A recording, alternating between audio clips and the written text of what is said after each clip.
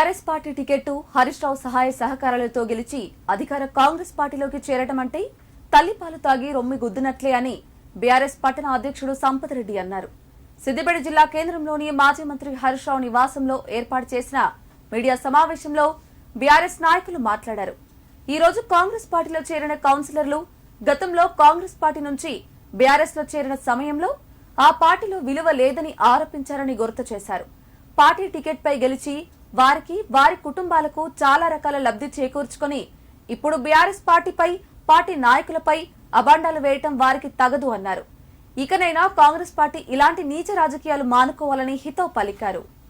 మీతోనే ఉంటే ప్రజలకు సేవ చేయొచ్చు, నేను ఈ కాలనీ ప్రెసిడెంట్ అని చెప్పి వారికి రాజకీయం తెలియకున్నా ఉద్యమం తెలియకున్నా కూడా మా దగ్గరకు వచ్చి అధికార పార్టీలో ఉన్న మమ్మల్ని అధికార ఫలాలన్నీ అనుభవించి ఇప్పుడు అధికారం పోగానే మాకు గతం నుంచి మీకు కూడా తెలుసు, అధికారం పోయిన తెల్లారి నుంచే మేము ఈ పార్టీలో ఉండమని తల్లిపాలు తాగి తల్లి రొమ్ము గుద్దినట్టే వాళ్ళు ప్రవర్తిస్తూ ఉన్నారు.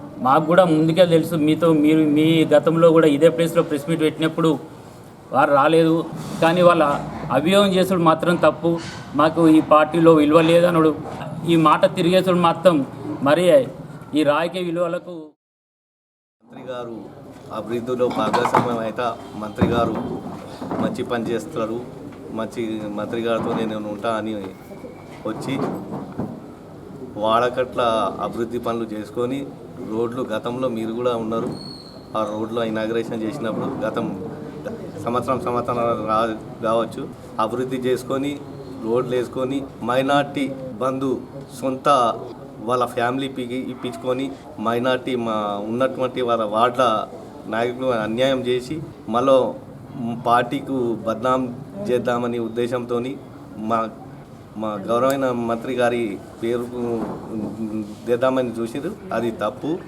నీ స్వార్థం గురించి పోయినావు తప్ప దానా ఏం లేదు. నువ్వు ఇంకా మా ప్రభుత్వం ద్వారా నువ్వు లబ్ధి పొంది ఏదో ప్రభుత్వం వచ్చిన మూడు చాలా దారుణం. ఇది వచ్చే రోజుల తగిన గుణపాఠం తప్పదు అని నేను తెలియజేస్తాను.